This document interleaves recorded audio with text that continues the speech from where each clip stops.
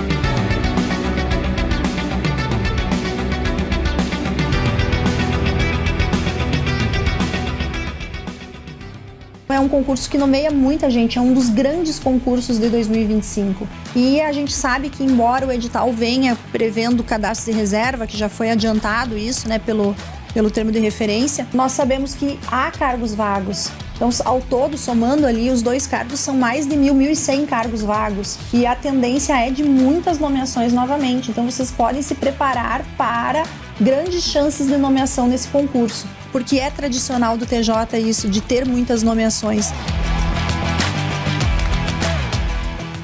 Peguei, né, as matérias que eu já vinha estudando para oficial de justiça e fiz a revisão turbo, na revisão de véspera do CEISC.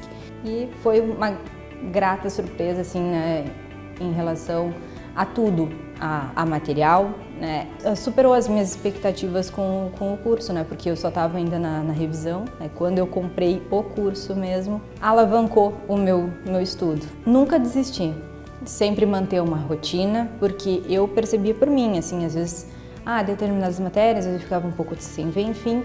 Aí quando eu ia ver de novo, né, aquela dificuldade. Então, é sempre manter e estudar todas, independente do gosto ou não, se é difícil ou não. É um alívio, porque assim, de tu olhar para trás e ver que toda a trajetória e tudo valeu a pena.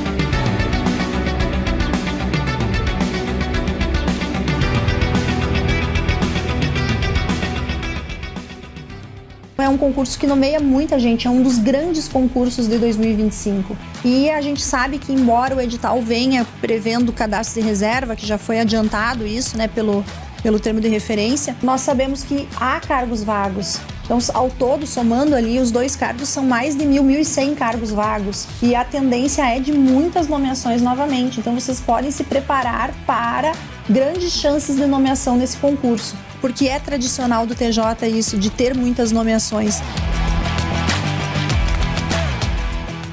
Peguei, né, as matérias que eu já vinha estudando para oficial de justiça e fiz a revisão turbo, na revisão de véspera do CEISC.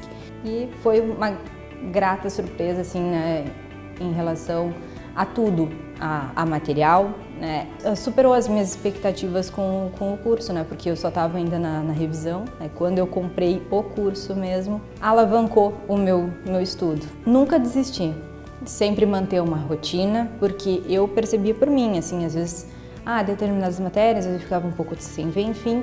Aí quando eu ia ver de novo, né, aquela dificuldade. Então, é sempre manter e estudar todas, independente do gosto ou não, se é difícil ou não. É um alívio, porque assim, de tu olhar para trás e ver que toda a trajetória e tudo valeu a pena.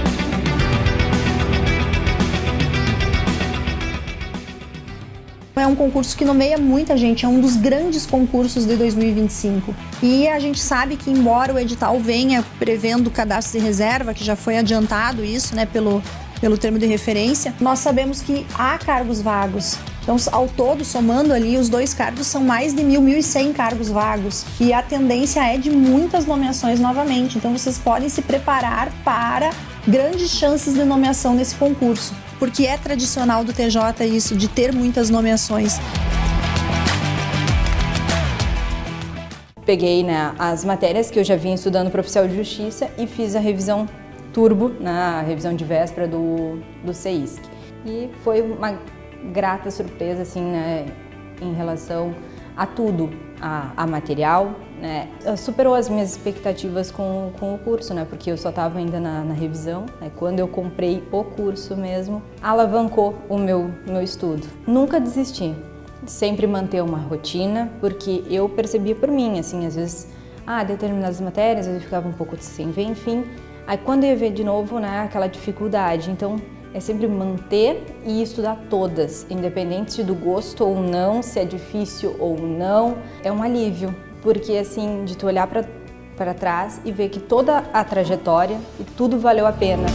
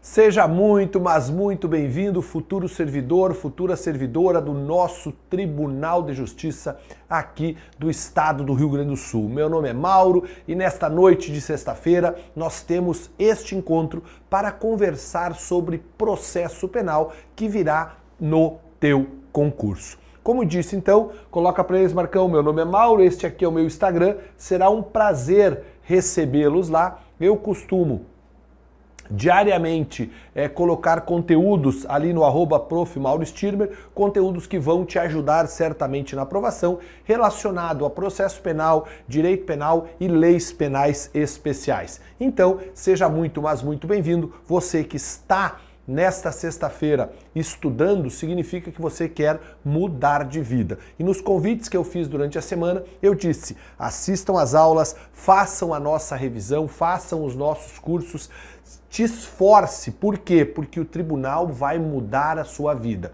Eu também, o tribunal, porém outro tribunal superior, Tribunal Militar, mudou a minha vida, já estou no STM há mais de 20 anos, 20 e poucos anos, é uma função muito interessante, uma função que me propicia uma qualidade de vida legal, me propicia uma certa tranquilidade, então te esforce porque vale muito a pena.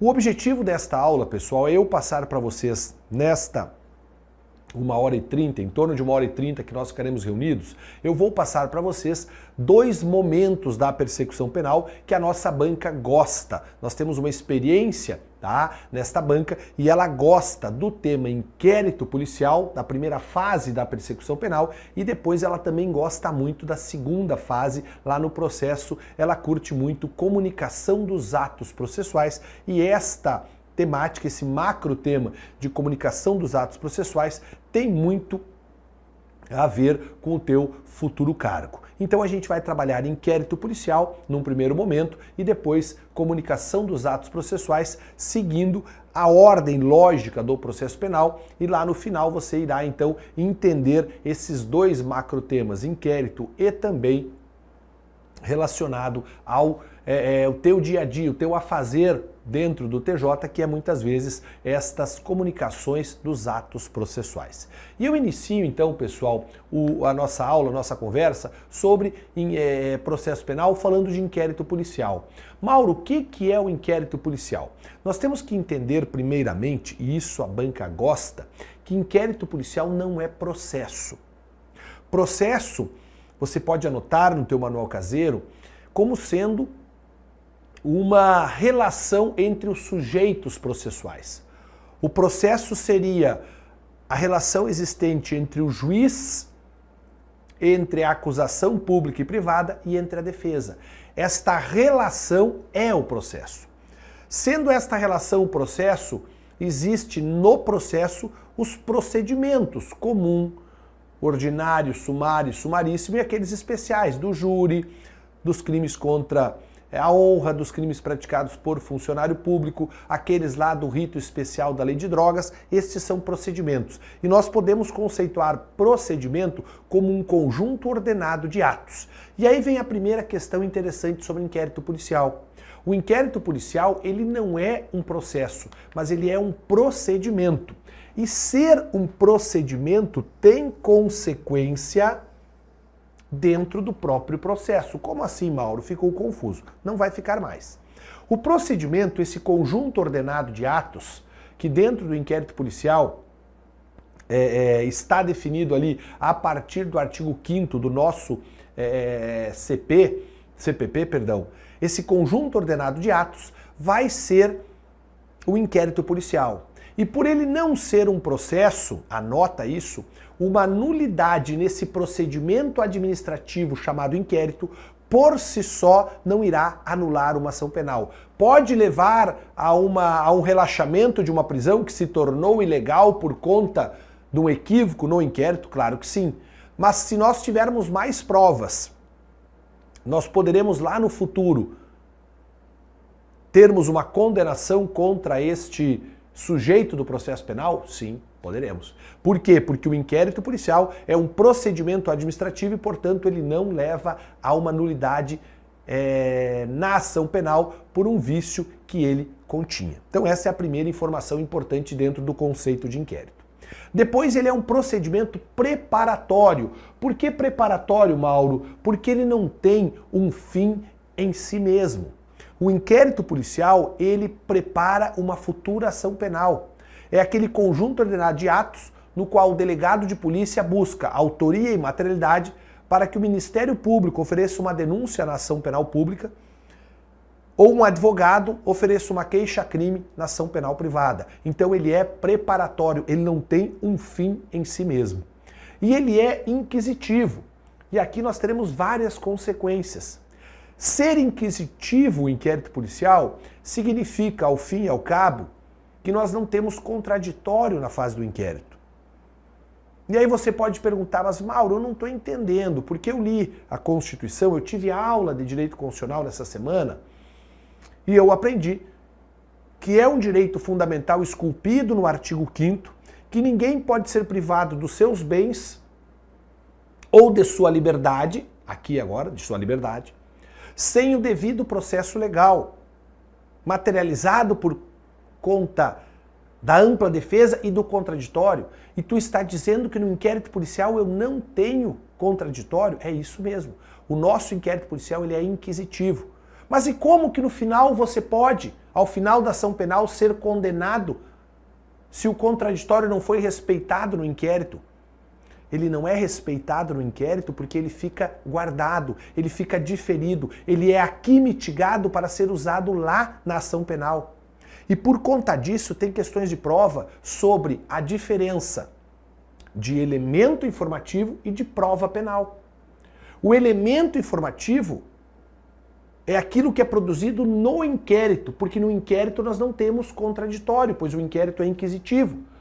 Nós temos o contraditório lá na ação penal e lá, portanto, a regra é a produção de provas.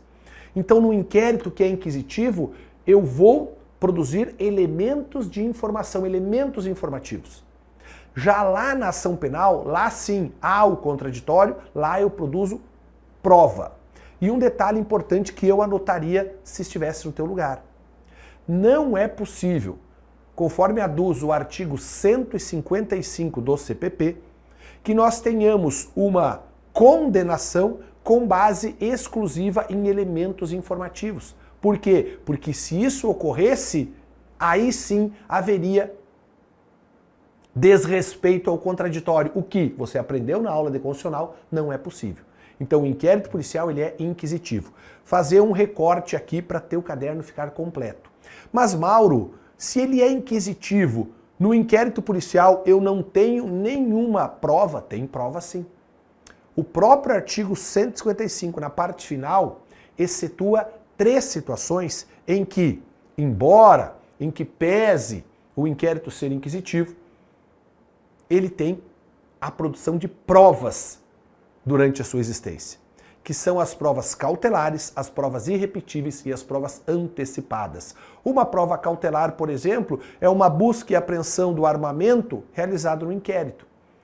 Uma prova irrepetível é um exame de corpo de delito feito no olho da vítima de lesão corporal. Eu não posso repetir esse exame lá na ação penal, porque se Deus quiser o olho dela já vai estar são. Uma prova antecipada no inquérito policial é aquela situação em que a testemunha está em fase terminal de doença, ou ainda a testemunha é um nômade, que ao passar pelo Brasil presenciou um crime e está com viagem marcada para Guatemala na semana que vem. Ou nós ouvimos agora ou não vamos mais ouvir. Então é possível, de maneira excepcional, que no inquérito tenha provas irrepetíveis, cautelares e antecipadas. Mas, em regra, face ele ser inquisitivo, o que nós temos é a produção de elementos informativos. Então, um procedimento administrativo, preparatório, inquisitivo e sigiloso. Este sigiloso, ele é um sigilo relativo. Por quê? Porque ele não se aplica a todos. Ele se aplica, bem da verdade, a maioria da população. Mas ele não se aplica ao juiz, ao Ministério Público e ao advogado. E a questão da prova está aqui no terceiro. O advogado tem acesso aos autos do inquérito? Sim. O advogado precisa de procuração para ter acesso aos autos do inquérito? Depende. A regra é que não precisa. Então, o advogado não precisa de procuração para acessar os autos do inquérito? Exatamente. A única situação em que o inquérito exige para o seu acesso à procuração é quando este inquérito estiver sob segredo de justiça. Nesse caso, aí sim é necessário que nós tenhamos a procuração outorgada ao advogado. Onde eu encontro, Mauro, o respaldo jurídico para o advogado acessar os autos do inquérito? Você encontrará o respaldo jurídico em 2 lugares: lei e súmula. Esta súmula, porém, ela é uma súmula vinculante. A lei é o Estatuto da Ordem dos Advogados do Brasil, que no artigo 7º, inciso 14, diz que o advogado tem acesso aos autos do inquérito, consubstanciando aqui um direito líquido e certo do advogado ter acesso aos autos do inquérito. Mas a súmula vinculante de número 14, e evite ao menos falar súmula vinculante do STF, porque seria falar entrar para dentro, sair para fora, subir para cima, pleonasmo, pois só o STF edita súmulas vinculantes. Esta súmula vinculante de número 14 assegura ao advogado o acesso àquilo que já está documentado nos autos do inquérito. Perceba, não é acesso à investigação, mas aquilo que já está documentado nos autos do inquérito. Então, quando está documentado nos autos do inquérito, o advogado tem acesso. Isto. Agora, vamos separar vocês dos outros, larga a porcaria do celular e olha para cá. Imagina que a banca pergunte para você o seguinte, contextualizando, a banca gosta de contextualizar, nós sabemos isso por conta da OAB. Então veja, a banca vem e conta uma história para você que diz que o advogado solicitou ao delegado acesso aos autos do inquérito, que tal acesso, foi fundamentado no artigo 7º, inciso 14 do Estatuto da Ordem dos Advogados do Brasil, e pergunta qual a medida deve ser adotada pelo causídico, pelo advogado, para conseguir o acesso aos autos. E aí está lá, habeas corpus, mandado de segurança, reclamação ou requerimento ao chefe de polícia. Nesse caso, pessoal, a letra correta é aquela que aponta mandado de segurança. Por quê? Porque é para garantir um direito líquido e certo, não amparado por habeas corpus e não amparado por habeas data. Porque o fundamento do advogado foi o artigo 7º, inciso 14 do Estatuto. Agora, se a banca quiser apertar um pouquinho mais, ela vai contar a mesma história, porém ela vai mudar um detalhe que altera a resposta. Ela vai dizer assim: o advogado procurou ter acesso aos autos do inquérito, fundamentado na súmula vinculante de número 14. Teve indeferido seu requerimento pela autoridade policial. Qual a medida a ser adotada? Nesse caso, letra A, reclamação, letra B, mandado de segurança, habeas corpus e requerimento ao chefe de polícia. A resposta é letra A. Por que, Mauro? Por que não é mais mandado de segurança? Porque agora o fundamento do pedido do advogado foi na súmula vinculante 14. E existe hoje um recurso de cunho constitucional previsto lá no artigo 102, que diz que cabe reclamação ao STF para garantir a soberania dos seus julgados. E a súmula vinculante de número 14 traz a soberania de um julgado do STF. Então, anota isso. Se o pedido do advogado de acessar aos autos tiver por fundamento a lei, o Estatuto da Ordem dos Advogados do Brasil, mais especificadamente o artigo 7º, inciso 14, mandado de segurança. Se o fundamento for a súmula vinculante 14, não é mandado de segurança, mas sim reclamação direto ao STF. Isso irá separar vocês dos outros. Então, um procedimento administrativo, preparatório, inquisitivo e sigiloso, que é presidido pela autoridade policial, pelo delegado de polícia, cujo objetivo é buscar elementos de autoria e de materialidade para que o Ministério Público proponha uma denúncia, peça inicial da ação penal pública, ou que um advogado proponha a queixa-crime, peça inicial de uma ação penal privada. Beleza? Beleza. Agora, uma questão que tem vindo bastante é: o inquérito policial é a única forma de investigação? Se nós fizermos a leitura do parágrafo do artigo 7º do CPP, nós já vamos perceber que não. Porque este mencionado parágrafo, ele diz que é possível que outras autoridades investiguem, quando tiver uma autorização legal. E aí eu posso trazer, por exemplo, para vocês, a Constituição autorizando os parlamentares a investigar, por conta da CPI, das CPIs, das comissões, pode deixar, Marco, da Comissão Parlamentar de Inquérito. Nesse caso, é outra investigação feita pelos parlamentares. A Receita Federal do Brasil investiga por meio do inquérito fazendário.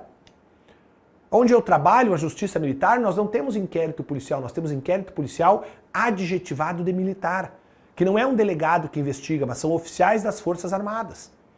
É outra forma de investigação. Então, sim, existem outras formas de investigação. Agora, verticalizando o teu estudo, que é o nosso objetivo, que o teu concurso é um concurso sofisticado. É possível outra forma de investigação que seja presidido pelo Ministério Público? A resposta é verdadeira, é possível. E isso ficou definido pelo STF quando, demandado sobre isso, ele disse sim, é possível. E o fundamento pelo qual ele disse que é possível é a súmula vinculante de número 14.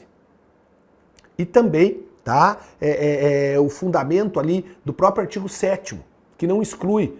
Mas aí ele vem e verticaliza a sua posição, dizendo, olha, o que nós temos aqui, a bem da verdade, é que a teoria dos poderes implícitos. Agora falei súmula vinculante 14, me enrolei aqui, tá? Mas é a teoria dos poderes implícitos. Pode o Ministério Público investigar? Pode, pela teoria dos poderes implícitos. Mas, Maurão, o que é a teoria dos poderes implícitos? Teoria dos poderes implícitos significa que se a Constituição deu uma missão, ela vai dar as ferramentas para isso. Diz o artigo 129, Ministério Público, você é o titular da ação penal. Para ser titular da ação penal, você pode até investigar. É isso. E aí o Ministério Público hoje investiga. E aí vem a FGV e pergunta para você, hoje o Ministério Público está autorizado a investigar, inclusive, dessa forma, sendo ele, sendo um membro do Ministério Público, presidente do inquérito policial? Não. Ministério Público, ele investiga, sim, mas não por meio de inquérito, mas por meio de PIC. P de procedimento investigatório, I de investigatório, C de criminal. Procedimento investigatório criminal. Este procedimento investigatório criminal é o meio pelo qual o Ministério Público investiga por sua própria autoridade. Agora, se a banca quiser separar vocês dos outros, ela vai perguntar o seguinte: quais foram as diretrizes, quais foram as orientações, entre aspas, que o STF determinou para os promotores ao investigarem por meio de um PIC? E antes que você me pergunte, mas Mauro, por que não pode ser inquérito policial que o promotor vai presidir? Porque a lei 12.830, que é o Estatuto dos Delegados, confere ao delegado, de maneira privativa, a presidência do inquérito. Então, quer investigar? Investigue por meio de um PIC. E aí o Conselho Nacional do Ministério Público já trouxe as regras deste procedimento investigatório criminal. Mas o STF disse assim, peraí, tu quer investigar? Tu vai investigar. Só que tu vai ter que ter alguns cuidados. Primeiro deles, que não precisava ter dito, tá, gente? Primeiro deles, respeite os direitos fundamentais. Não precisava ter dito, mas ele disse. No Brasil, até o óbvio, às vezes, tem que ser dito. Respeite os direitos fundamentais. Depois, respeite as prerrogativas dos advogados. E aqui sim vem a súmula 14 que eu falei há pouco. A súmula 14, súmula vinculante 14, e o artigo 7º, inciso 14 também do Estatuto, confere ao advogado o acesso aos autos de um inquérito policial e confere ao advogado também acesso aos autos de um PIC. Então, respeite os direitos fundamentais, respeite as prerrogativas dos advogados, respeite as situações de reserva de jurisdição. Quando o delegado quer entrar na casa de alguém, ele pede para o juiz, promotor também peça. Quando o delegado quer prender alguém, ele pede para o juiz, promotor também peça. Quando o delegado quer realizar uma interceptação telefônica, ele pede para o juiz, promotor também peça. Quarta diretriz, a investigação tem que ser coordenada pelos membros e não só por servidores do MP. Que é o bônus, tem o ônus também que tu tem que trabalhar. Quinta situação, deve haver um controle neste arquivamento. Nós não podemos ter um arquivamento a bel prazer do promotor. O promotor baixa uma portaria para investigar o Mauro. Investiga, não encontra nada. O que ele faz? Engaveta. Não. Se tu colocou no sistema uma portaria que estava investigando, tu tem que dar um despacho fundamentado dizendo por que parou essa investigação. Isso, inclusive, a depender do caso, pode requerer a manifestação judicial. Beleza? Então, cuidado com estas situações. Agora, o inquérito policial, ele pode ser iniciado, tá? Ele pode ser iniciado conforme prevê o artigo 5º do CPP, ele pode ser iniciado em 5 situações se a ação penal for pública incondicionada. E esta é a nossa regra, tá? Se a ação penal é pública incondicionada, eu posso ter 5 formas de instaurar o inquérito. A primeira forma de instaurar o inquérito é de ofício pelo delegado. Então o delegado, sabendo de um homicídio, na sua área de atuação, ele instaura o inquérito, ponto final. Pode o inquérito ser instaurado também por um requerimento da vítima, do ofendido, tá? Esse requerimento da vítima, pensem que seria aquele BO que a vítima vai registrar na delegacia de polícia. E aqui a nossa banca adora um detalhe. Quando a vítima faz esse requerimento e esse requerimento ele é indeferido, tá? Cabe aqui um recurso inominado. Por que inominado? Porque não tem nome, tá? Inominado ao chefe da polícia, ao chefe daquele delegado. Nesse caso, então, se eu, Mauro, vou até uma delegacia e digo que fui vítima de um crime e o delegado não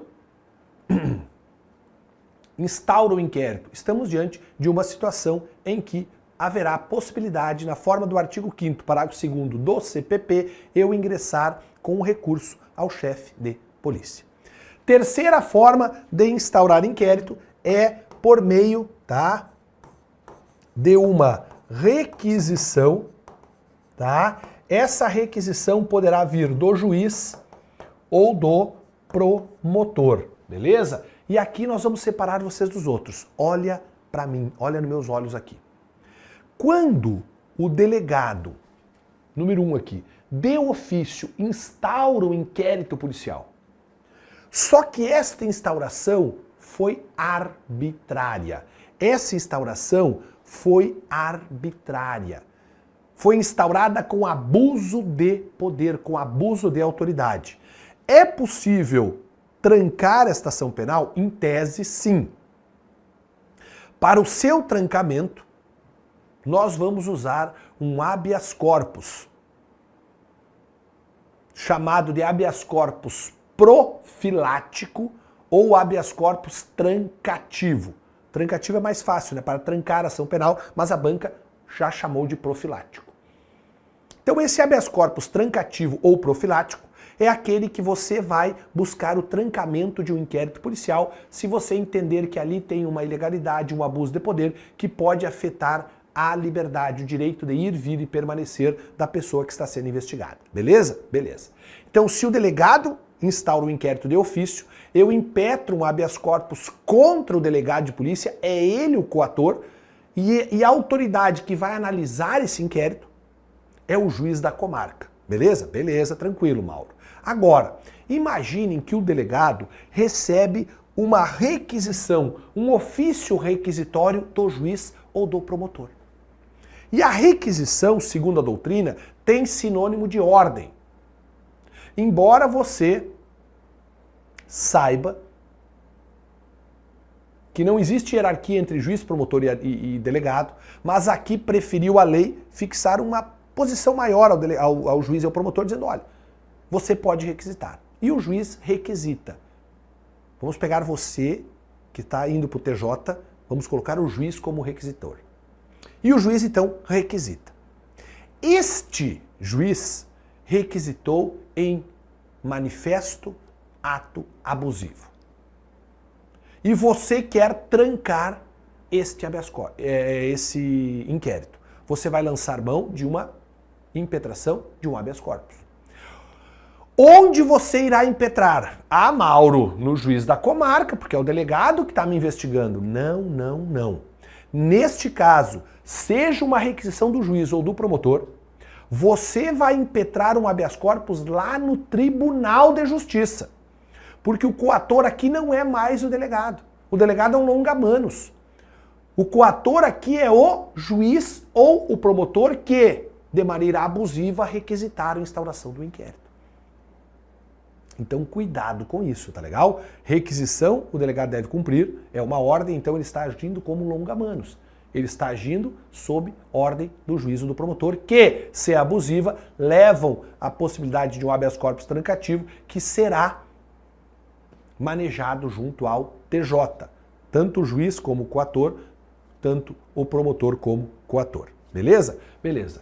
Quarta forma de nós instaurarmos o inquérito, pessoal, é por meio de uma denúncia.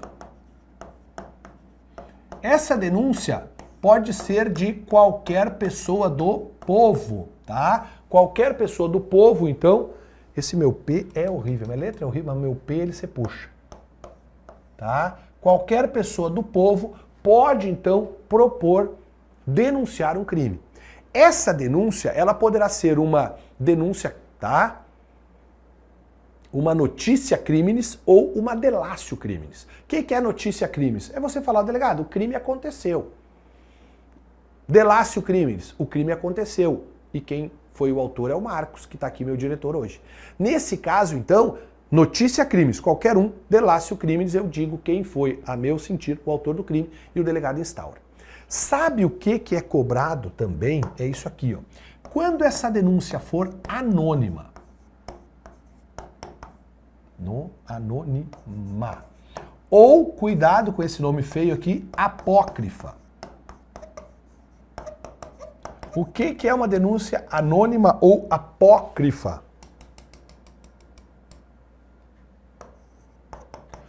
O que é uma denúncia anônima ou uma denúncia apócrifa? É aquela denúncia que não tem autoria. E nesse caso ela é aceitável, Mauro? Sim. Mas anota isso. É aceitável, mas o delegado deve investigar previamente para saber se há ou não viabilidade daquela denúncia. Se houver viabilidade da denúncia, aí é instaurado o inquérito policial. Agora, não havendo viabilidade, seria temerária a instauração do inquérito. Então, para não correr esse risco, o delegado deve investigar previamente. E a quinta e última forma de instaurar inquérito ocorre por meio de um auto de prisão em flagrante. A banca já chamou isso aqui de cognição coercitiva. Cognição vem de conhecimento, coercitivo forçado. Há um conhecimento forçado pelo delegado de polícia, pois a ele é apresentado um preso, beleza? Então cuidado, cognição coercitiva vem de conhecimento forçado por parte do delegado. Então, de ofício, por meio de um requerimento da vítima ou seu representante legal, se for o caso, por meio de uma requisição do juiz do promotor, por meio de uma denúncia de qualquer um do povo ou por meio de um auto de prisão em flagrante, com as nuances que eu falei para vocês, são as formas de instaurar inquérito quando a ação daquele crime é pública e incondicionada. Um homicídio, uma lesão corporal, tá? Uma lesão corporal grave, gravíssima, um latrocínio, é assim que se inicia. Agora, pessoal, quando nós temos crimes de ação penal pública condicionada ou de ação penal privada, tá? O artigo 5º dos seus parágrafos 4º e 5º, ele muda um pouquinho a forma de instaurar inquérito. Por exemplo, um crime de lesão corporal praticado de um homem contra um homem. Por que eu falo de um homem contra homem? Porque se for de um homem contra mulher, no contexto de violência doméstica, a súmula 542 diz que o crime é de ação penal pública incondicionada e o inquérito pode ser instaurado daquelas 5 formas que eu falei anteriormente. Agora, se for um homem contra homem, lesão corporal leve ou culposa, é um crime que depende de representação. Então, se o Marcos pratica em mim uma lesão corporal leve, o delegado presencia esse fato, ele pode instaurar o inquérito? Não pode. Não pode por quê? Porque, segundo o artigo 88 da Lei 9.099 de 95, esse crime é de ação penal pública condicionada a quê? A representação. E aí o inquérito só pode ser instaurado se houver esta representação da vítima. Agora, se o Marcos atribui a mim uma prática criminosa que ele sabe que eu sou inocente, calúnia. Se ele atribui a mim um fato que desabone a minha reputação, difamação, ou se ele atribui a mim uma qualidade negativa, injúria, respectivamente os crimes do artigo 138, 139 e 140. Neste caso, será a ação penal, o inquérito policial iniciado. De que forma? Considerando que estes crimes são de ação penal privada e que eu, para entrar com ação penal privada lá no futuro, tenho que contratar um advogado. E esse advogado vai processar o Marcos por meio de uma queixa-crime. Salvo se este crime contra a honra for praticado contra o Mauro em razão do meu cargo público, aí eu posso ir ao promotor, porque aí a legitimidade é concorrente. Mas se for uma situação privada minha, eu tenho que contratar um advogado. E eu contrato esse advogado e lá no futuro o advogado ingressa com a ação penal. É isso aí. Mas para que a investigação aconteça, é necessário, ela somente será iniciada se eu, Mauro, que lá no futuro posso intentar a ação penal privada, vier a requerer esta ação por parte do Estado. Beleza? E agora, pessoal, vamos trabalhar algumas características que, bem da verdade, nós já vimos, tá? Primeiro, o inquérito ele é obrigatório. Obrigatório para quem? Para o delegado. Delegado não faz juízo de conveniência e oportunidade. Ele não aplica insignificância. Quem aplica é o juiz ao julgar, o promotor ao pedir um arquivamento, o delegado é cara crachá. Comunicaram a ele um fato. Esse fato está tipificado na norma como crime, ele tem que investigar. Para ele o inquérito é obrigatório. Mas como que o inquérito pode ser ao mesmo tempo obrigatório e depois dispensável? É porque as pessoas aqui, os destinatários, são diferentes. Este inquérito ele é dispensável para o promotor de justiça, conforme traz para nós o artigo 39, parágrafo 5º do CPP, que vai dizer, se o promotor tiver elementos de autoria e materialidade que venham a ele por meio de um outro documento, ele pode processar. Um exemplo muito bom é uma sindicância na qual foi bem feita e chega ao promotor cópia dessa sindicância com a autoria e materialidade bem definida. Ele tem duas opções, ou ele pede a instauração de um inquérito ou ele denuncia. O que é mais fácil? Já oferecer a denúncia. Se ele já está convencido da autoria e da materialidade e tem ali indício suficiente dessa autoria e prova da materialidade, ele ingressa com a ação penal, dispensando o inquérito. O inquérito ele é informativo. Por que ele é informativo, pessoal? Porque lá no inquérito, como nós vimos no início da aula, eu não tenho provas, em regra eu tenho elementos de informação. E por ele ser informativo, ele não pode, por si só, levar a uma condenação de maneira exclusivamente com fundamento nos seus elementos informativos.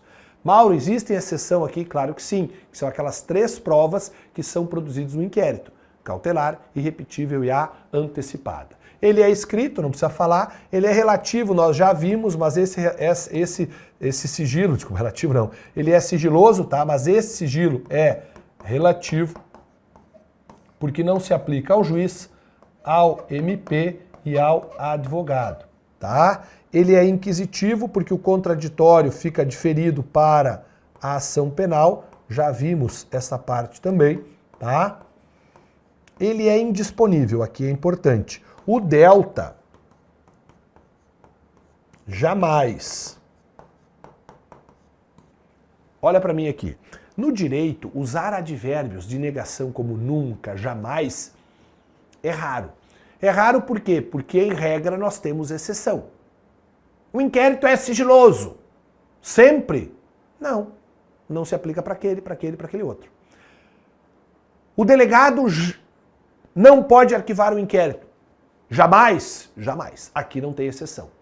Inquérito policial é arquivado por decisão judicial após manifestação, após promoção, após pedido do Ministério Público. Isso ficou definido pelo Supremo, embora de uma leitura afoita do artigo 28, você pense que o promotor pode arquivar o inquérito. Não pode. Quem arquiva inquérito é juiz, com decisão judicial. Até para nós termos o decurso em albis ali daquele prazo para fazer coisa julgada. A única coisa que hoje mudou é que a vítima deve ser intimada e ela também pode se insurgir contra o arquivamento. Mas o arquivamento é feito pelo juiz após pedido do Ministério Público. E ele é temporário, tá? Isso decorre do próprio artigo 5º, inciso 78 da Constituição, que foi trazido lá pela emenda constitucional de número 45 de 2004, a razoável duração do processo. Não é razoável que o cidadão fique ad eterno com a espada no seu pescoço. Não é razoável que eu fique sempre sendo investigado, porque aí é aquela tendência da pesca, né, do fish. Eles vão achar alguma coisa. Até eu, que sou uma pessoa ilibada, posso praticar eventualmente um crimezinho. Se eu ficar investigado o resto da vida, eu vou cair. Então tem que ter um tempo de investigação. E qual é esse tempo? O artigo 10 diz para nós que será, se o cara está preso, improrrogável por 10 dias, sendo que hoje o juiz das garantias pode, por até 15 dias, prorrogar um pouco esse inquérito, tá? Mas o artigo 10 diz que é improrrogável por 10 dias. Se o cara está preso, são 30 dias, prorrogável por mais um período que o juiz assim definir. Esse é o inquérito da Polícia Civil lá no Código de Processo Penal. Se a investigação for pela Polícia Federal de um crime cuja competência é da Justiça Federal, o prazo do réu preso é diferente. Tem uma lei especial que define 15 dias para a Polícia Federal investigar réu preso, prorrogável por mais 15. Polícia Civil não tem prorrogação. E o prazo do réu solto aí é o mesmo, 30 dias, prorrogável por mais um prazo que o juiz confere. Nós ali na auditoria sempre damos o prazo de mais 20 dias, e aí mais 20 dias, mas a gente calcula sempre nos 20 dias. Se for lei de drogas, aí não interessa se é a Polícia Civil ou a Polícia Federal que está investigando, o prazo é diferente. O inquérito policial na lei de drogas, se o réu está preso, deve acabar em 30 dias, prorrogável por mais 30. Se o cara está solto, 90 mais 90 dias. Beleza? Estes são, então, os prazos do inquérito policial. Elemento informativo, eu só queria trazer para vocês aqui, tá? Esta informação, tá? Da diferença de provas para elemento informativo, que diz que os elementos informativos são colhidos na investigação. E a prova, Mauro, a prova é produzida em contraditório judicial. E o mais importante é que não é possível, olha aqui, ó, não é possível fundamentar exclusivamente nos elementos informativos, beleza? Então, essa questão, ela é importante. Pessoal, sobre ação penal, vamos falar um pouquinho sobre ação penal, que a gente tem um tempo aqui também depois para conversarmos sobre a citação, tá? Quando se fala em ação penal, nós temos que lembrar das classificações de ação penal que nós temos. A ação penal ela pode ser pública e ela pode ser privada. A pública, pessoal, ela pode ser a incondicionada, tá? E também ela pode ser a condicionada. Esta condicionada é a representação da vítima ou ela é condicionada à requisição do ministro da Justiça. Já a ação penal privada, ela poderá ser personalíssima, que só temos um caso, que é o crime do artigo 236 do Código Penal, que tem relação com o induzimento a erro essencial do casamento. E ela pode ser exclusiva. Essa exclusiva aqui, haverá a possibilidade de sucessão processual no caso de morte de quem entrou. Esta sucessão ocorre pelo cônjuge, pelo companheiro, pelo ascendente, pelo descendente e pelo irmão. E esta ação penal privada, ela também poderá ser subsidiária da pública. Esta subsidiária da pública ocorre em caso de inércia do Ministério Público. Estas ações, ela têm princípios diferentes, que são, por demais, importantes. O princípio, pessoal, da ação penal pública é que ela é obrigatória para o Ministério Público e uma vez que ele entrou, ele não pode desistir da ação penal que ele propôs. Então é obrigatória, ele deve entrar e uma vez que ele tenha entrado com esta ação penal, face o princípio da indisponibilidade, ele não pode desistir. E anota isso, o Ministério Público não pode desistir da ação penal e não pode desistir do recurso que ele interpôs. Tá? A indisponibilidade se aplica na ação penal e no recurso para o Ministério Público. Já quando a ação penal é privada, ela não é obrigatória. Ela será facultativa porque a vítima poderá fazer um juízo de conveniência e oportunidade se irá ou não ingressar com esta ação penal. E ainda, em que pese, embora ele tenha ingressado com a ação penal, ele pode desistir, porque ela é para a vítima disponível. Poderá haver aqui o perdão do ofendido, tá? Perdoando aquele que o ofendeu. E por fim, o mais importante princípio deles, que nós utilizaremos no final da fala sobre a ação penal, é a indivisibilidade. Significa que, se você for vítima de um crime de ação penal privada praticado por 3 pessoas, ou você processa os 3 ou você não processa nenhum. Por quê? Porque você não pode escolher quem você irá processar. A ação penal pública condicionada à representação é uma das mais cobradas. E as coisas que você deve saber sobre representação. A representação, pessoal, ela é uma condição objetiva de procedibilidade, ou seja, se o crime é de ação penal pública condicionada à representação, não é possível que nós venhamos a propor uma ação sem esta representação. A representação é como se a vítima dissesse: Estado, pode processar. Estado, eu lhe autorizo a processar. Por quê?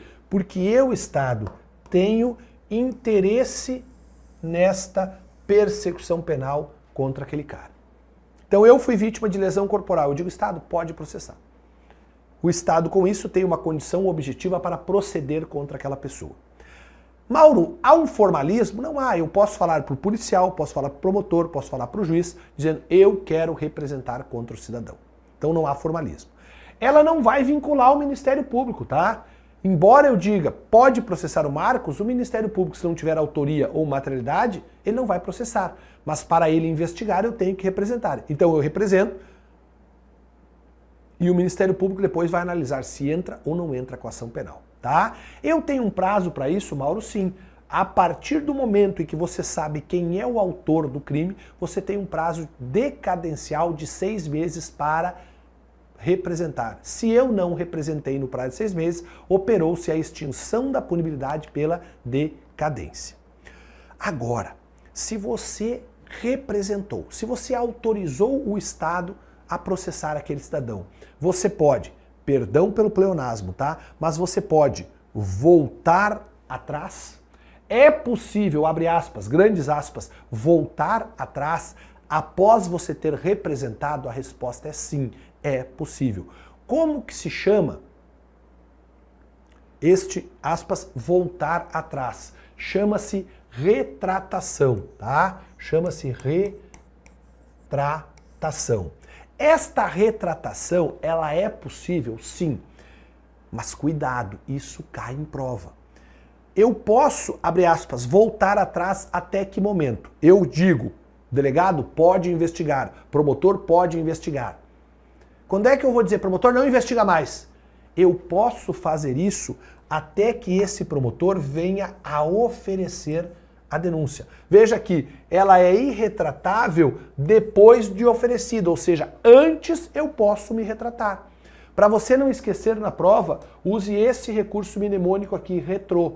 A retratação é possível até o oferecimento da inicial, tá? Quando o promotor ofereceu a denúncia ao juiz, eu não posso mais voltar, beleza? Eu não posso mais voltar.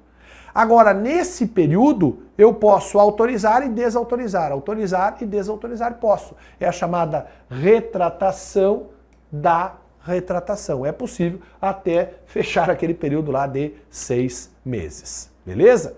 Ação penal privada, então, é aquela que interessa muito mais ao Estado do que, muito mais ao agente do que ao Estado, tá? Ela pode ser, como eu disse para os senhores antes, ela pode ser personalíssima, tá? Nesse caso aqui, pessoal, somente o contraente que foi enganado porque foi induzido a um erro essencial ou foi ocultado o impedimento para o seu casamento, nesse caso só ele pode ingressar com a ação. Mauro, e se esse cônjuge enganado vier a morrer, vier a nos deixar? Nesse caso, morre também a ação penal, porque ela é personalíssima.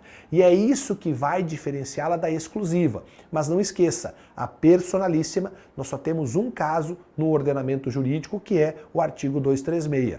E ela é personalíssima porque não temos a sucessão processual, o que é possível aqui na ação penal privada exclusiva, que nesse caso aqui nós temos então a possibilidade que os seus sucessores venham a, no prazo, tá?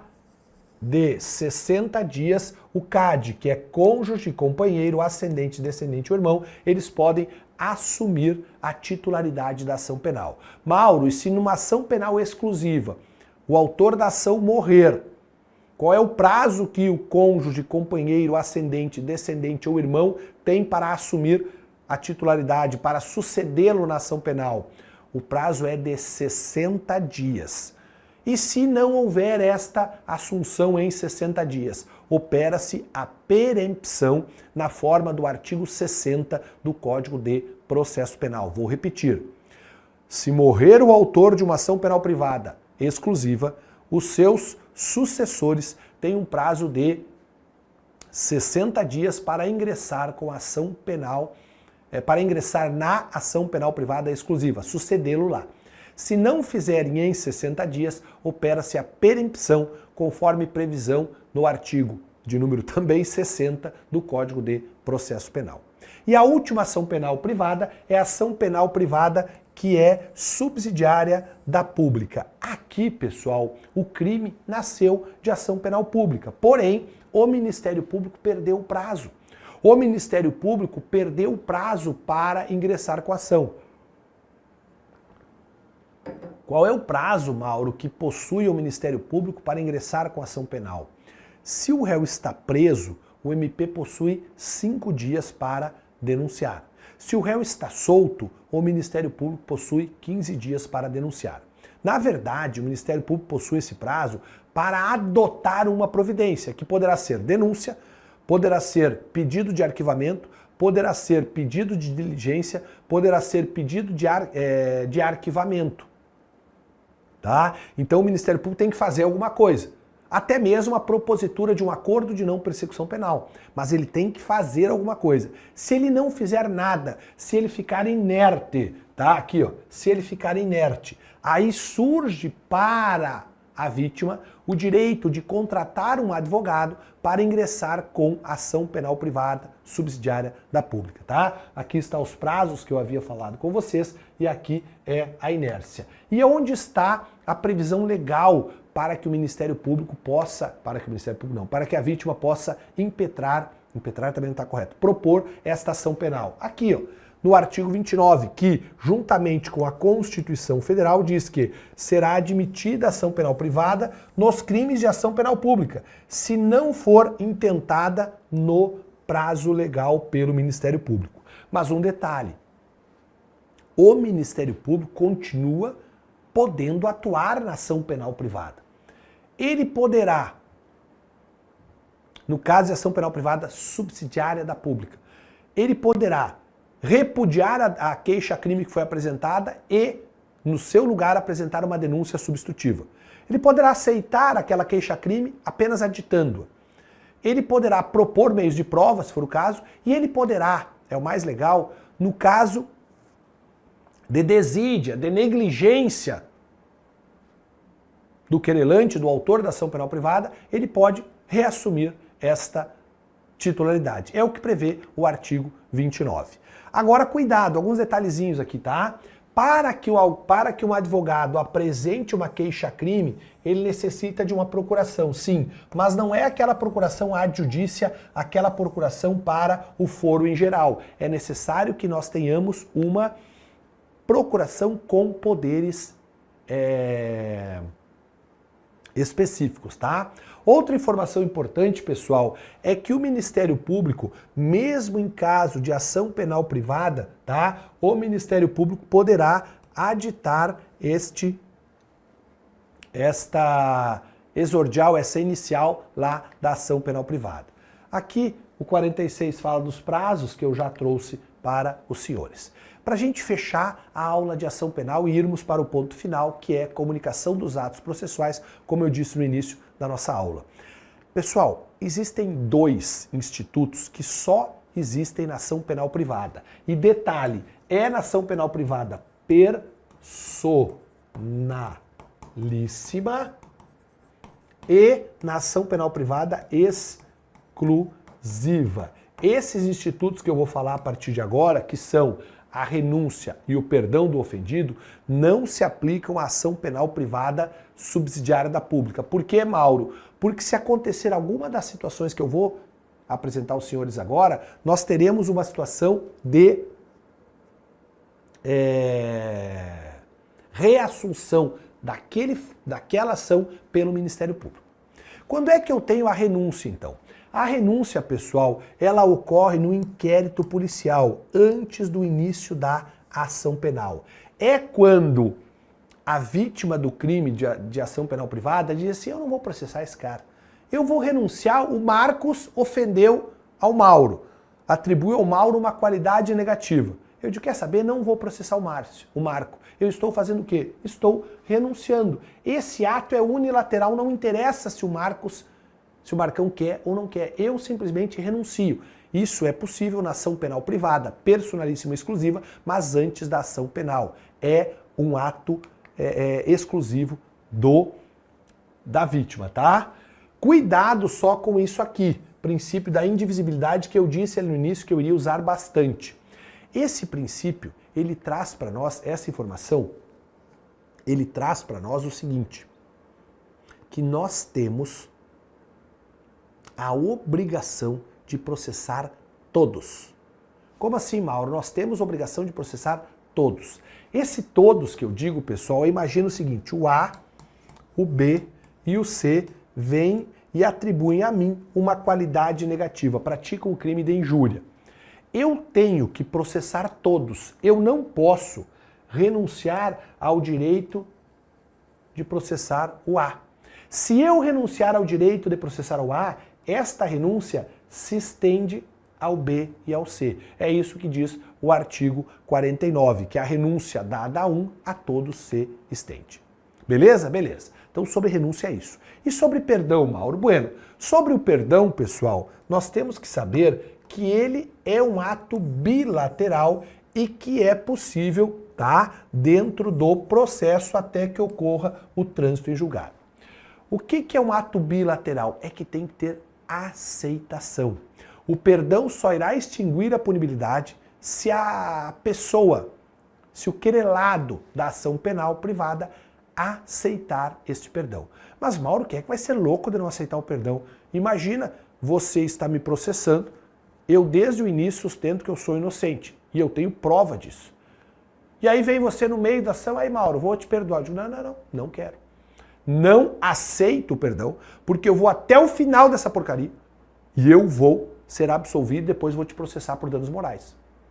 É uma situação que eu não aceito perdão.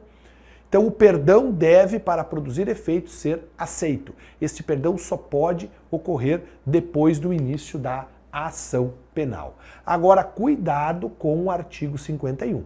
O que diz esse artigo? A mesma aplicação que nós vimos há pouco para a renúncia, com um detalhe crucial. Decorre também do princípio da indivisibilidade. Então, se eu tenho o A, o B e o C me processando, eu devo perdoar a todos ou não perdoar nenhum, princípio da indivisibilidade. Sabedor que sou desta característica, deste princípio, eu ofereço perdão a todos. Agora, vem o detalhe, presta atenção. O A aceitou o perdão. Saiu fora, extinção da punibilidade para o A. O B aceitou o perdão. O C disse, comigo não. Eu vou até o final desse processo e vou mostrar a minha inocência. Ok. Estamos diante de uma situação em que houve a aceitação pelo A e pelo B, saíram do processo. Mas o C não aceitou. Se ele não aceitou, se ele recusou, não terá efeito nenhum em relação a ele, e aí, quanto a ele, o processo seguirá. Um detalhe interessante traz o artigo 58 de um silêncio eloquente que nós temos no perdão. O que é isso, Mauro? Veja, se esse perdão for concedido dentro do processo de forma expressa, vai lá o autor da ação penal e peticiona dizendo, ofereço perdão para o Mauro. Beleza. Nesse caso, próximo ato processual vai ser um despacho do juiz, dizendo assim: intime-se o Mauro do perdão que lhe foi concedido. O oficial de justiça, então, vai cumprir essa ordem, vai até a minha residência, toque, toque, toque. Eu, pois não, seu oficial. Seu Mauro, naquele processo em que o Marcos lhe está processando, nós temos aqui um perdão que foi dado a ele. Foi-lhe dado perdão. Eu digo, opa, legal, beleza. Muito obrigado. Vou fechar a porta e diz, não. Seguinte, eu preciso saber se o senhor aceita ou não aceita o perdão. Se eu digo para o oficial, aceito, ele vai certificar a fé pública, acabou o processo. Agora, se eu digo assim, vou pensar, seu oficial, o oficial tem a obrigação de me advertir. Seu Mauro, o senhor pode realmente pensar, só que eu tenho que lhe advertir que caso o senhor não fale nada durante 3 dias, nós, o Poder Judiciário, o juiz vai entender que o senhor aceitou o perdão e a ação penal vai ser extinta. Isso está no 58. Veja que quando for expressamente colocado nos autos, tá? Este vai ser intimado, tá? Quem está respondendo ao processo vai ser intimado, para que em 3 dias, ou diga na hora para o oficial, ou em 3 dias, se aceita ou não, tá? Agora, ele deve ser cientificado que o silêncio dele importará em aceitação do perdão. Beleza? Beleza. E o 59? O 59 vai dizer assim, olha, o perdão pode ser dado por um procurador, por um advogado, sim, mas para dar o perdão ao advogado, ele deve, assim como o artigo 44 exige para propositura de uma ação penal, ele exige poderes especiais naquela procuração. Não pode ser uma simples colocação ali de procuração ad judicia, aquela para o foro. Não, precisa de uma procuração para expressamente aceitar o perdão. Tranquilo? Tranquilo. Sobre a ação penal, fechamos e agora vamos trabalhar os últimos 30 minutos, vamos trabalhar comunicação dos atos processuais. E eu começo, turma, fazendo para vocês aqui uma observação. Nós temos dois grandes tipos, tá? Que o código trata e o último ele trata de maneira atécnica. Eu tenho a comunicação do ato processual de citação e a comunicação do ato processual de intimação. Esta última, o código não trouxe o tecnicismo que nós esperávamos dele. Por quê? Intimação é para fatos passados. Para a realização de um fato futuro, você não deve ser intimado, mas você deve ser notificado. Esta notificação é para você praticar um ato futuro. E a intimação é para você praticar um fato passado. O Código Penal tratou tudo do mesmo balaio. Beleza? Intimação vale para ato futuro e para ato passado. Mas nós começamos então com a citação. Qual é o objetivo da citação, pessoal? Esta forma então de comunicação dos atos processuais nada mais é do que chamar o réu ao processo dizendo a ele, olha, foi proposto pelo Ministério Público uma denúncia, foi proposto pelo querelante uma queixa-crime. E você deve vir ao processo se defender. Então é o ato pelo qual o réu é chamado ao processo para se defender. E com a sua citação, é como se nós tivéssemos aqui o juiz, aqui a acusação e aqui a defesa. Isso aqui era para ser um triângulo equilátero, tá? Com lados iguais. Tá legal? Tá? Era para ser com lados iguais. Ocorre que esse triângulo aí não está completo. Completo é ótimo, completo, tá? Desculpa. Tá? Não está completo. Triângulo e completo aqui deu um probleminha, tá? Mas olha só, juiz, acusação e defesa. Como é que nós vamos completar isso aqui? Como é que nós vamos completar esse triângulo? Com a citação. A citação, então, diz o artigo 363 que ela vai completar a relação processual, chamando o réu, então, ao processo e esse triângulo equilátero ali estaria completado. Beleza? Bom, cuidado que, diferentemente do que você aprende lá no processo civil, O processo penal não admite a citação no advogado. A citação deve ser na pessoa do réu. O destinatário da citação sempre será o réu. E qual é a finalidade? Que ele venha ao processo, como regra, apresentar a resposta à acusação na forma do artigo 396. Ele vai trazer uma resposta à acusação cujo fundamento, o pedido maior dele, vai ser o artigo 397, que é a absolvição sumária, beleza? E ele terá o prazo de 10 dias para vir ao processo, trazer essa resposta à acusação, inclusive, sob pena de preclusão, deve acompanhar esta resposta de acusação o rol de testemunhas.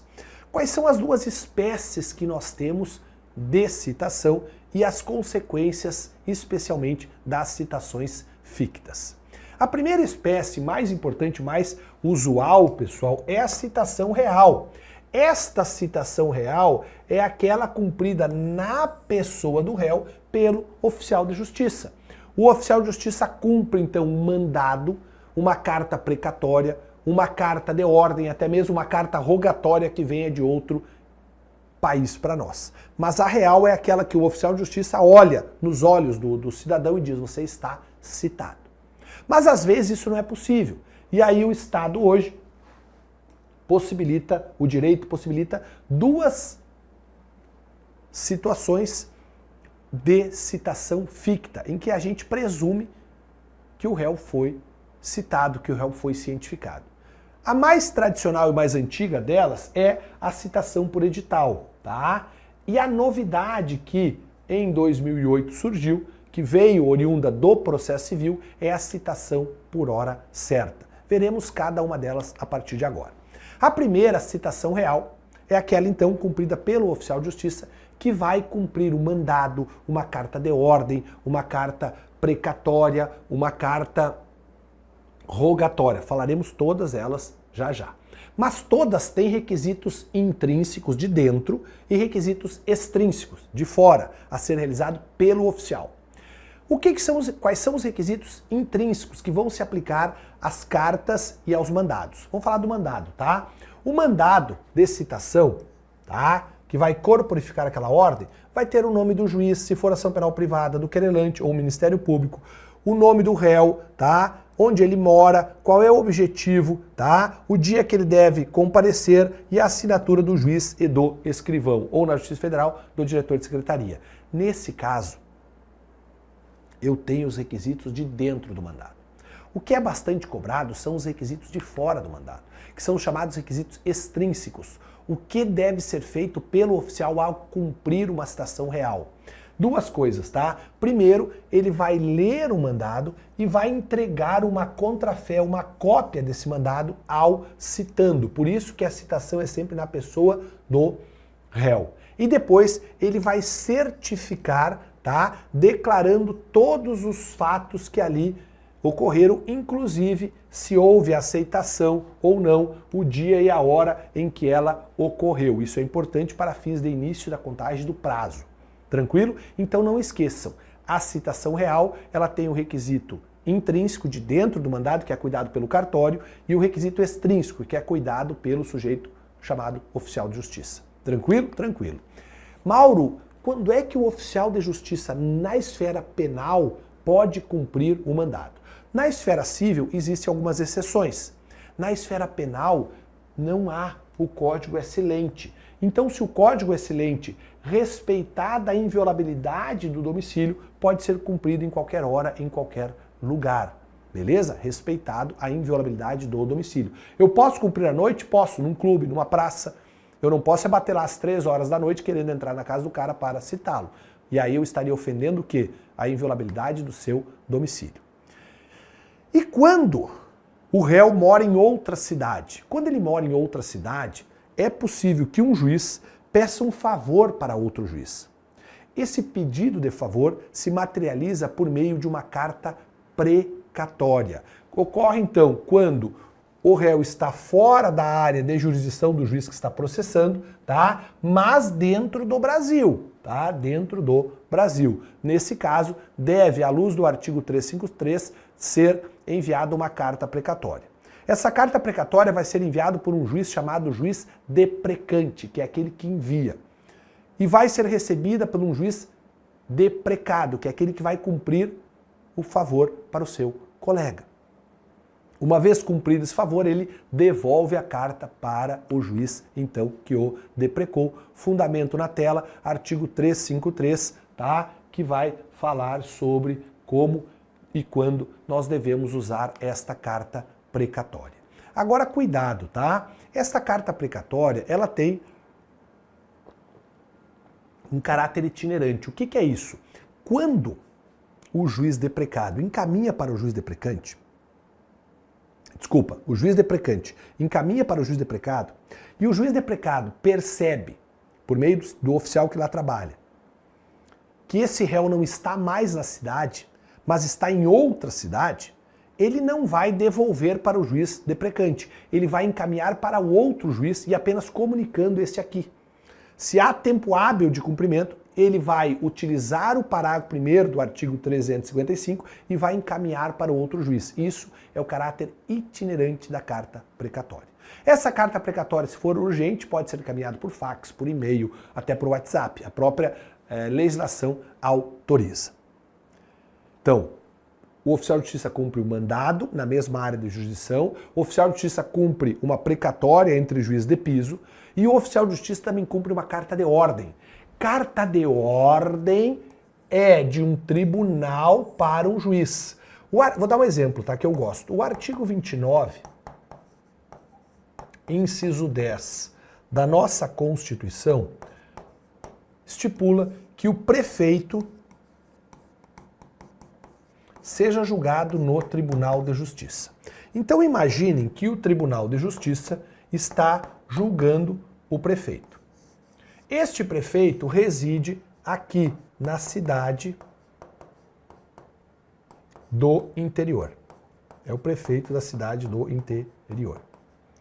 Nesse caso, ele mora aqui. O TJ não vai mandar um oficial de justiça lá da capital para o interior para citá-lo. Não. O que ele vai fazer? Ele vai baixar uma ordem. Para quem essa ordem? Para o juiz daqui.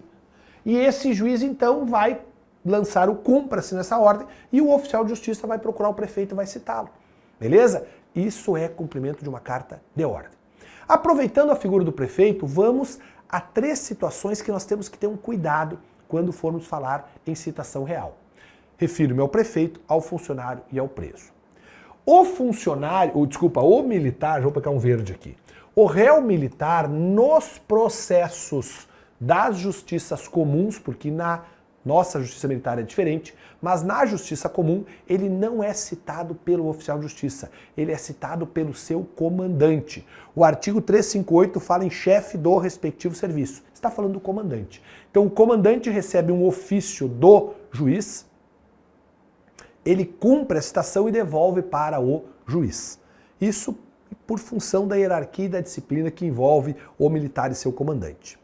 Quando é um funcionário público, pessoal, a citação é normal. O oficial de justiça vai citar ele normalmente, inclusive se for o caso até na repartição. Mas o cartório tem uma obrigação. Que obrigação é essa? É a obrigação de que deve ser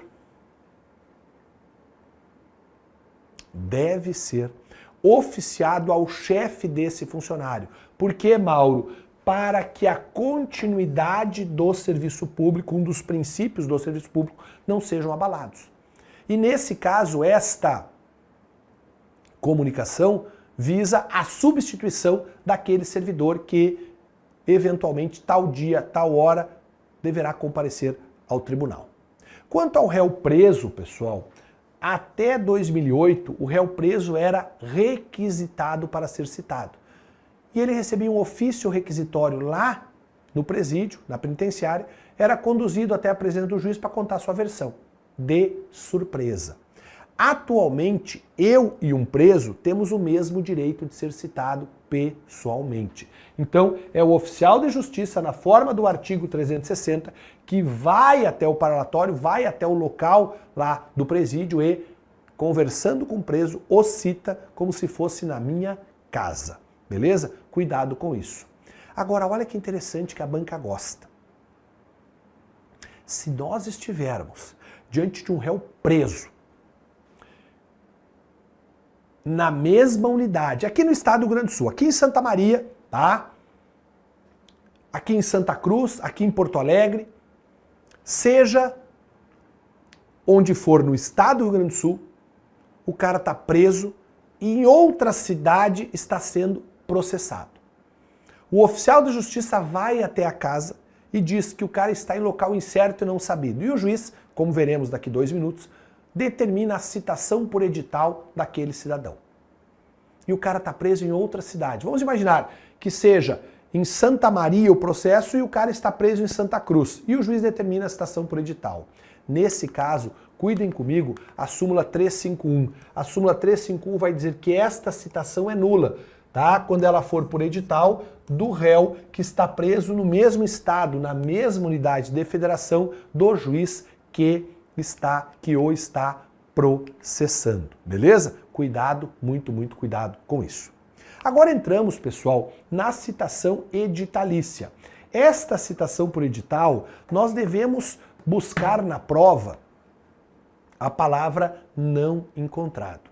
Se vier na tua prova que o réu está em local incerto e não sabido, ou seja, ele não foi encontrado, a citação realmente deve ocorrer por edital na forma do artigo 361 no prazo de 15 dias, tá? Esse edital deve ser publicado na imprensa, deve ser publicado em um jornal e também o oficial de justiça vai afixá-lo no átrio, na entrada do fórum, tá? O que tem esse edital? Assim como o nosso mandado tinha alguns requisitos, o edital também tem.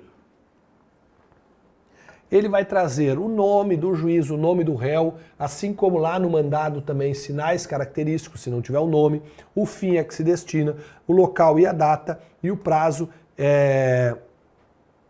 deve ser contado lá da fixação na porta, no átrio do foro. Então esses são os requisitos do edital. O cara não é encontrado, o oficial de justiça esgota as chances, as possibilidades, de encontrá-lo, não o encontra e aí sim ele é citado por edital. Essa medida, como digo, ela é excepcional e deve ser apenas após esgotamento das tentativas de localização. Agora, qual é a consequência do réu ser citado por edital? Caso ele atenda a citação por edital, ele leu no jornal, ele leu no Diário Oficial, ele passou no fórum, foi dar uma olhadinha, cara, olha aqui tá minha citação, vou comparecer ali no cartório. Eu nunca vi isso, tá? Mas enfim, se ele atendeu, vida que segue, processo que segue. Se ele não atendeu e não nomeou o advogado, aí nesse caso nós teremos a suspensão. Suspensão do quê? Do processo e do prazo prescricional. Então, se ele não comparece, não nomeia advogado, vão ser suspensos os prazos, tá, do processo e da prescrição. E o tempo, Mauro? O processo vai ficar suspenso o tempo que tiver. Agora, a prescrição, essa prescrição aqui, hoje, conforme a súmula 415, ela vai ser suspensa considerando o prazo lá do artigo 109 do Código de Processo Penal. Então vamos imaginar que eu, Mauro, estou sendo acusado de um crime cuja pena máxima seja 4 anos, um furto, tá? Essa pena máxima, vamos imaginar que ela vai prescrever em 12 anos, tá? Exemplo aqui bem abstrato, tá? Nesse caso, o processo será suspenso pelo prazo de 12 anos. Desculpa, a prescrição será suspensa pelo prazo de 12 anos. Passado 12 anos, ela começa a correr. Fim dos 12 anos, extinta a punibilidade pela prescrição. E o processo, Mauro, o processo aí vai ser arquivado porque houve extinção da punibilidade. Mas funciona assim, prescrição, pensem no dobro, tá? Ah, mas foi homicídio, 20 anos, mais 20 anos, acabou. Se acabou, o próprio processo vai ser extinto em face da extinção da punibilidade do 107. Mas enquanto não ocorrer uma extinção da punibilidade, o processo segue. Pode ocorrer antes, Mauro? Pode. É possível que apareça uma certidão de óbito em que o cara morreu, o processo vai ser suspenso. A revelia ainda existe? Claro que existe. Imagina, se você foi citado, porque o oficial te olhou no olho, te citou, e você não trouxe uma resposta à acusação, não nomeou um advogado, o processo vai seguir a sua revelia. Mas cuidado, tá? Ainda mais você que gosta do direito civil. Lá no direito civil, a revelia tem como consequência o fato de você pensar que aquilo, o fato de o juiz entender que aquilo é verdadeiro. Aqui não. A única consequência da revelia é que até a sentença condenatória você não mais será intimado. Agora, e se o réu não é a situação do réu não ser encontrado? O réu até foi encontrado pelo oficial, só que ele está se ocultando para não ser citado. Nesse caso, abre-se a possibilidade de uma citação por hora certa, que no ano de 2016 foi constitucionalmente consagrada como viável pelo STF. Então, se o cara está se ocultando, tá? Diz o artigo 362 que se verificar que o réu está se ocultando, ele vai proceder à citação por hora certa na forma do CPC. O que diz o CPC? Que se o cara vai mais de 2 vezes ou mais na casa do destinatário da ordem, percebe que o cara está lá, mas o cara não se apresenta para ele. Ele vai no 3º ou 4º dia intimar alguém daquele local, dizendo, olha, cidadão, o vizinho ali, eu tenho um mandado aqui contra ele. Contra ele não, mandado para intimá-lo, para citá-lo. Eu sei que ele está ali, o carro é esse, realmente ele chegou ali, ele sai e procura chegar a hora que tu não está aqui na frente. Beleza. Então faz assim, avisa para ele que amanhã, às 10 da manhã, por isso, hora certa, então veja, não encontrou 2 vezes, tá? Suspeita que ele está se ocultando. Eu vou intimar alguém da família, um vizinho, e vou dizer, amanhã, às 10 da manhã, eu estarei aqui. Por isso, hora certa, tá? Caso ele se apresente para mim, vida que segue. Eu vou citá-lo realmente, de maneira real, vida que segue. Caso ele não se apresente, eu vou considerá-lo citado e vou deixar na caixa do correio a cópia do mandado. Isto é citação por hora certa. E nesse caso, Mauro, deixa eu voltar aqui. E nesse caso, que houve a citação por hora certa, o processo é suspenso? Jamais. Nesse caso, havendo a citação por hora certa, vai ser nomeado um defensor dativo e o processo terá normal seguimento contra aquele cara que foi citado por hora certa. Cuidado, pessoal, com o artigo 260, tá? Esse artigo mencionava que se o cara tivesse sido citado, intimado e não comparecesse para ser interrogado, ele poderia ser conduzido sob vara pelo oficial de justiça. O STF disse que face ao direito, ao silêncio, ao direito de não ir a uma audiência, ele não vai ser levado à força para essa audiência. Beleza? Beleza. E se o réu está no estrangeiro, Mauro? Bom, se o réu está no estrangeiro e eu sei onde ele está, eu não posso usar o edital. Eu vou usar a carta rogatória. A carta rogatória, pessoal, realmente ela tem um decurso do prazo maior. Por quê? Porque ela não segue a via judicial, ela segue a via diplomática. E é por conta deste maior prazo que nós também vamos suspender a prescrição até que ela seja cumprida. O réu está na Argentina, eu sei o local em que ele está, a cidade em que ele está, e aí nós vamos fazer o trâmite via Ministério das Relações Exteriores até chegar na Argentina para que um oficial de lá ou algum funcionário de lá, que eu não sei quem é, vá citá-lo na forma da lei argentina. Isso é carta rogatória. Cuidado, pessoal, que se o cidadão está em um consulado ou uma embaixada chamada de legação estrangeira, ele também vai ser citado por carta rogatória, tá? Por quê? Porque, por exemplo, a embaixada americana lá em Brasília, ela é território brasileiro, o STF já disse, mas ela está albergada pela imunidade, tá? Pela inviolabilidade trazida pelo tratado pela Convenção de Viena. E por conta disso, o oficial não pode bater na porta e intimar quem está lá dentro. Deve seguir o trâmite de uma carta rogatória. Para finalizarmos, pessoal, quanto à intimação e à notificação, nós já vimos, eu já fiz questão de falar para os colegas, que a intimação ela vai ser de algo, tá? Uma ciência de algo já praticado. E a notificação vai ser para fazer alguma coisa. Então você é intimado de uma sentença que foi proferida, prolatada, e você é notificado para apresentar determinados documentos, apresentar o rol de testemunhas. O nosso código ele é atécnico, tá? Então ele chama tudo de intimação. O que eu devo saber sobre intimação? Que a intimação ela poderá ser pessoal ou pela imprensa. As intimações pessoais serão para o Ministério Público, para o defensor que foi nomeado pelo juiz e para os membros da Defensoria Pública.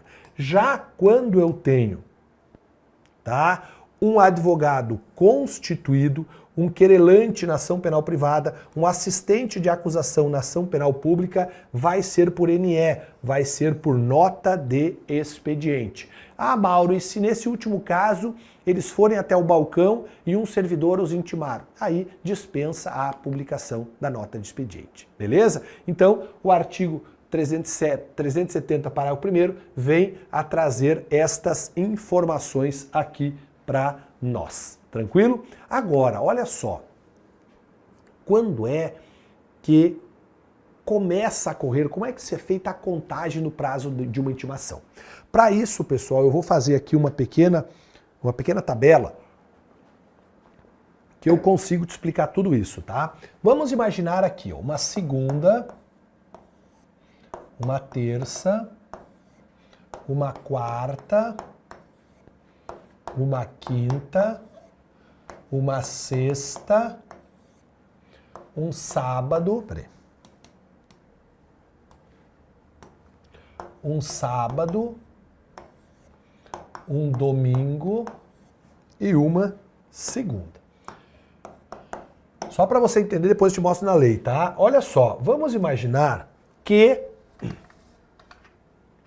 a intimação, ela ocorreu aqui. Aqui foi quando você foi encontrado pelo oficial de justiça ou foi publicado na imprensa oficial aquele despacho, aquele teor da decisão.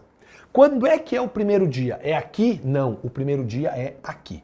Imaginem que a publicação seja de 5 dias, tá? Nesse caso, o prazo de 5 dias.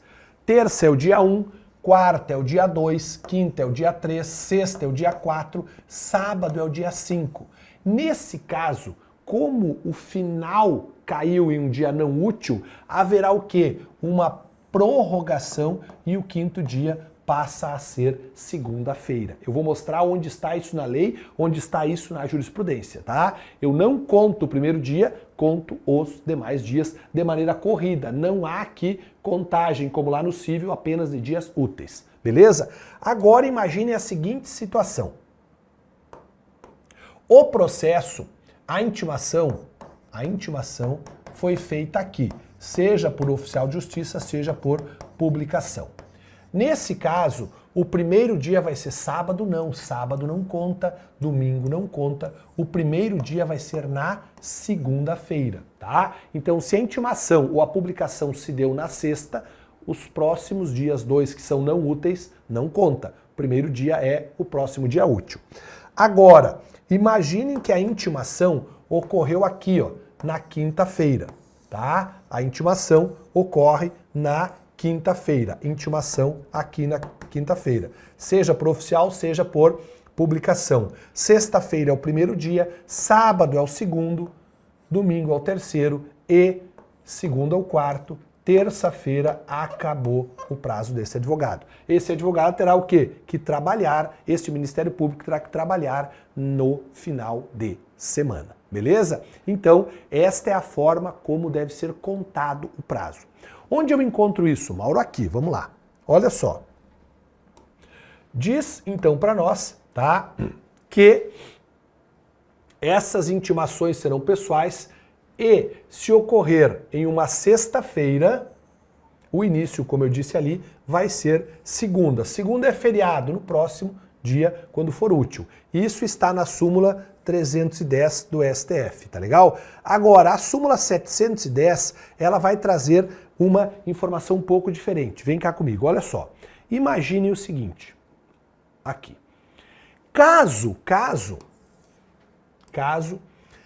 a intimação foi feita na segunda, deixa eu pegar uma cor bem diferente aqui.